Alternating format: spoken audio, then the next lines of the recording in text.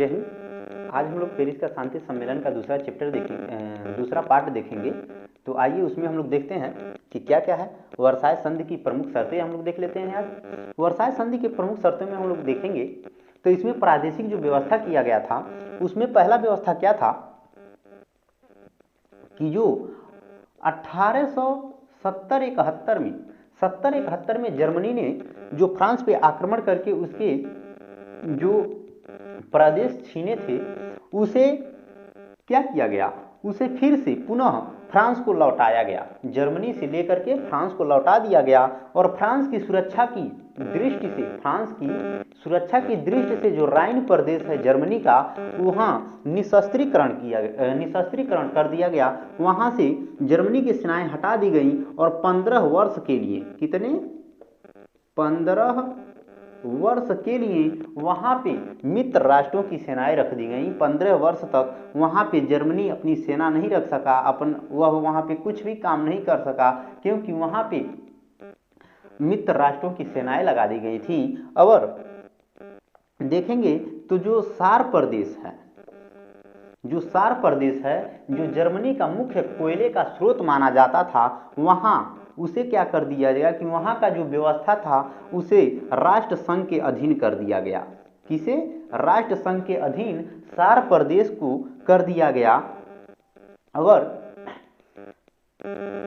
जो कुछ क्षेत्र जो थे वह बेल्जियम को दे दिए गए। जो जर्मनी के कुछ क्षेत्र थे वह बेल्जियम को दे दिए गए। और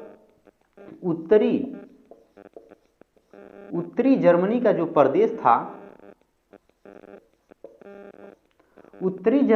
प्रदेश था, वह एक जनमत संग्रह के बाद वहां पे एक जनमत संग्रह किया गया और उसे किसे दे दिया गया, तो उसे डेनमार्क को दे दिया गया। किसे दे दिया गया? डेनमार्क को दे दिया गया। उसमें देखा जाए तो जर्मनी के 40 लाख, कितने? 40 लाख वहां पे जर्मनी के यहाँ के निवासी थे और जर्मनी के 40 लाख निवासी कहाँ चले गए? तो डेनमार्क के साथ चले गए, डेनमार्क के निवासी बन गए एक जनमत संग्रह करने के बाद। अब हम लोग देखते हैं इस तरह से जर्मनी के 25,436 वर्ग मील 25,436 वर्ग मील भूमि, क्या भैया? तो भूमि और 70 लाख जनसंख्या से जर्मनी को हाथ धोना पड़ा। क्या करना पड़ा भैया?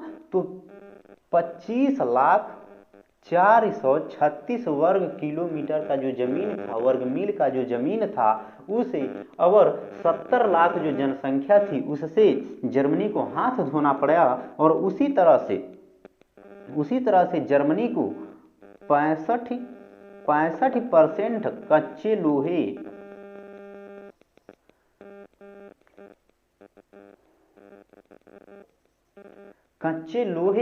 और 45% कोयला और 72% जस्ते से भी उसे हाथ धोना पड़ा। किसे? तो जर्मनी को पहले तो 25,436 वर्ग मील का जमीन जो भूभाग था उससे हाथ धोना पड़ा और 65% कच्चे लोहे, 45% कोयला और 72% उसे जस्ते से हाथ धोना पड़ा। अब देखते हैं इन सभी दृष्टि से जब जर्मनी को लाचार कर दिया गया, उसे यह सभी चीजें छीन ली गई, तो मित्र राष्ट्रों का, किनका भैया? तो मित्र राष्ट्रों का जो ध्यान था वह कहाँ गया? तो वह जर्मनी के उपनिवेश पर गया। कहाँ गया? तो जर्मनी के उपनिवेश पर गया। और मित्र राष्ट्र चाहते थे कि जर्मनी का जो उपनिवेश है उसे हथिया लें, क्या कर लें? अपने अधीन कर लें। लेकिन जो अमेरिका के राष्ट्रपति वुडरो विल्सन थे, उन्होंने यह कहा कि नहीं, यह आप लोग नहीं लेंगे और इसे राष्ट्र संघ के संरक्षण में रखा जाएगा। कहाँ, राष्ट्र संघ के संरक्षण में रख दिया गया वुडरो विल्सन के कहने पे। मगर कुछ दिनों के बाद ही जो मित्र राष्ट्र थे वह इसके उपनिवेशों को आपस में बांट लिए। क्या कर लिए भैया, तो आपस में बांट लिए। अब सैनिक व्यवस्था देख लेते हैं हम लोग। सैनिक व्यवस्था क्या किया गया, तो जर्मनी को विश्व शांति की दृष्टि से जर्मनी पर अनेक तरह के प्रतिबंध लगाए गए सैनिक दृष्टि से। और जर्मनी को क्या किया गया, तो पहले तो जर्मनी में अनिवार्य सैनिक व्यवस्था लागू था, उसे समाप्त किया गया। क्या, जर्मनी में अनिवार्य जो सैनिक व्यवस्था था उसे समाप्त कर दिया गया। और जो जर्मनी में जल और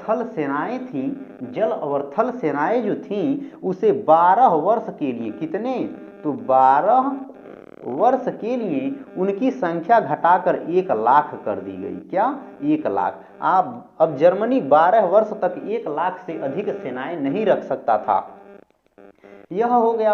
अब जर्मनी पर यह भी प्रतिबंध लगाया गया कि वह अस्त्र शस्त्र न बना पाएगा और ना ही बेच पाएगा, वह नवीन जहाजों को भी नहीं बना पाएगा और ना ही किसी से खरीद पाएगा। उसे जर्मनी को जो था, तो वहां पे देखेंगे कि 10,000 टन के 6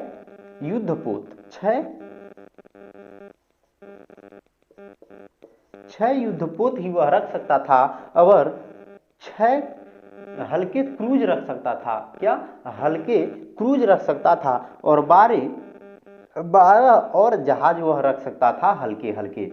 इससे अधिक वह कुछ भी नहीं रख सकता था जर्मनी। और जर्मनी को जर्मनी से जो पनडुब्बी नष्ट हुई थी, वह पनडुब्बियों के बदले पनडुब्बी लेना चाहते थे।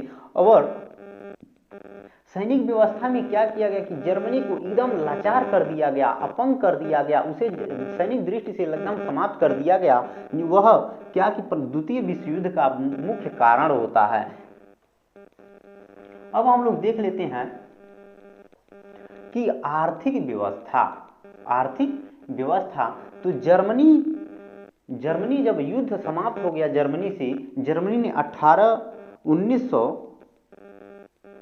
1918 में जब आत्मसमर्पण किया। और उसके आत्मसमर्पण करने के बाद जो जितने भी देश थे वह यह चाहते थे युद्ध समाप्ति के बाद कि जर्मनी से हर्जाना नहीं लिया जाएगा। किससे, जर्मनी से युद्ध की क्षतिपूर्ति के लिए हर्जाना नहीं लिया जाएगा। लेकिन ब्रिटेन के और फ्रांस के जो प्रधानमंत्री थे क्लीमेंसो और लॉर्ड जॉर्ज, इनके कहने पर जो वर्साय संधि हुआ और उस संधि में जो संधि पत्र बनाया गया उसमें जो धाराएं थी उसमें 231 धारा संख्या 231 जो धारा थी उसमें इस व्यवस्था को बनाया गया। और जर्मनी को युद्ध का उत्तरदायी ठहराते हुए उसे क्षतिपूर्ति वसूल करने के लिए जर्मनी पर एक आयोग बनाकर बैठाया गया क्षतिपूर्ति के लिए। और उस आयोग ने मई 1921 तक जर्मनी को कहा कि आप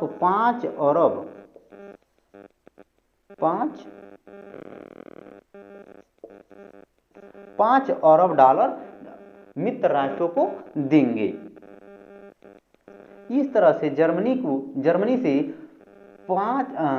मई 1921 तक 5 अरब डॉलर देना था। उसके बाद जो पनडुब्बियां नष्ट हुई थी, जो युद्ध में जर्मनी ने पनडुब्बियां मित्र राष्ट्रों की मारकर गिरा दी थी, उसके बदले मित्र राष्ट्रों ने क्या किया कि 44,800 टन का जो इसके व्यापारिक जहाज थे उसे इन लोगों ने जर्मनी से छीन लिया और जर्मनी को कहा कि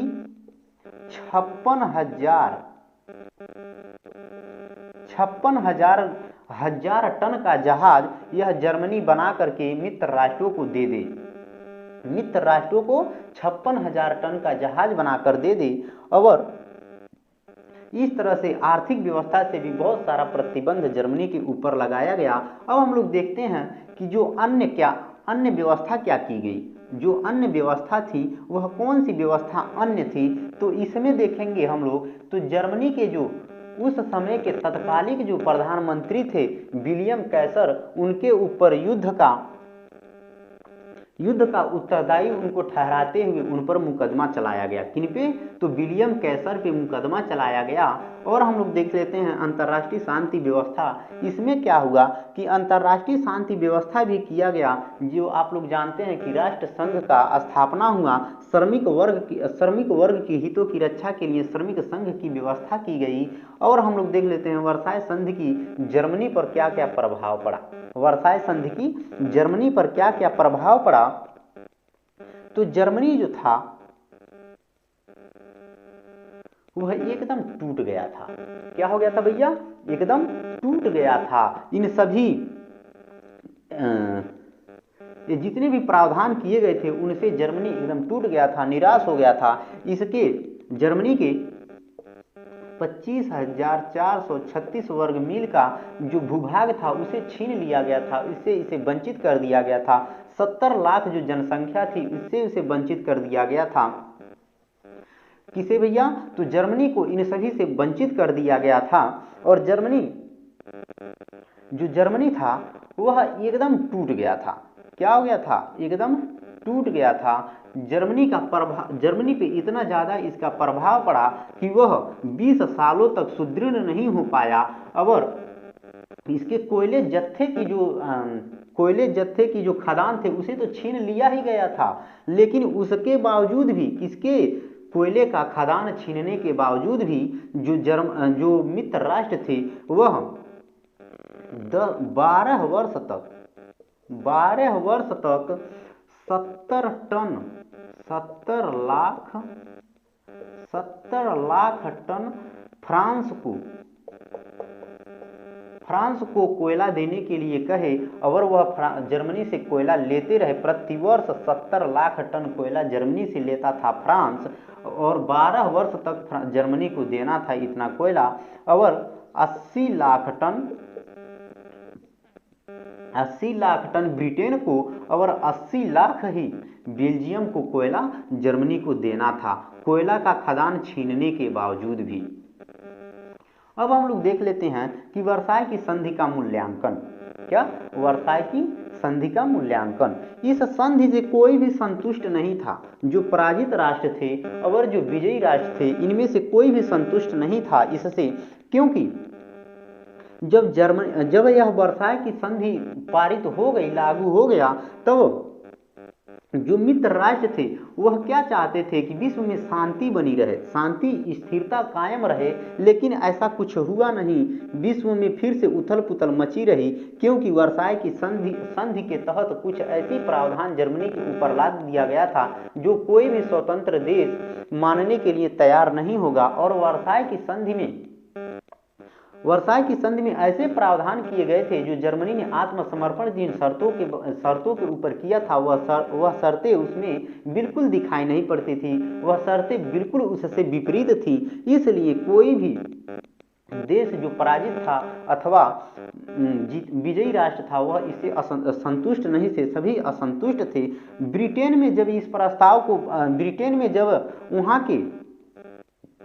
ब्रिटेन के जब पार्लियामेंट में जब इस प्रस्ताव को बताया गया तो वहां के सभी लोग बहुत ही असंतुष्ट हुए। और